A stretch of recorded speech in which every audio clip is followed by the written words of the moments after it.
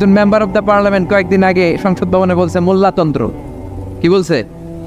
ইসলামের কথা ভালো লাগে না, এই কাদিয়ানীদের সাফাই গায়। আছে না নাই? বিশ্বনবী যে শেষ নবী, এটা মানে না কাদিয়ানীরা। উনি কাদিয়ানীদের সাফার গায়, তার মানে ইসলাম ওনার ভাল লাগে না, ওনার ভাল লাগে কাদিয়ানী সম্প্রদায়কে। চিল্লা এখন ঠিক কিনা?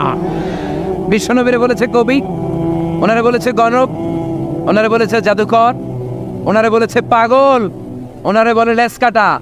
ওই গালিগুলো আমাদেরও শুনতে হবে যদি নবীর অনুসারী হই। আমাদেরকে এখন গণক বলে না, পাগল বলে না, আমাদেরকে বলে মোল্লা, আমাদেরকে বলে রাজাকার, আমাদেরকে বলে যুদ্ধাপরাধী। চিল্লা এখন ঠিক কিনা? যুগে যুগে গালি গালা যাচ্ছে না নাই?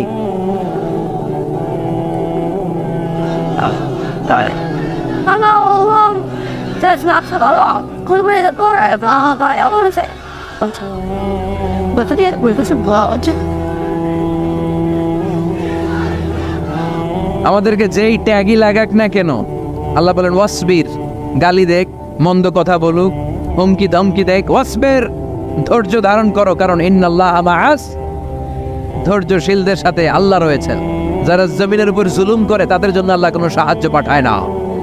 আর জমিনে যারা মাজলুম, যাদের রক্ত জমিনে লাগে, ওই জমিনের ক্ষমতা আল্লাহ মাজলুমদের হাতে তুলে দেয়। চিল্লা এখন ঠিক কিনা? রাত্রি যত গভীর হয়, সুবহে সাদিকের সময় কাছে আসতে থাকে, ঠিক কিনা?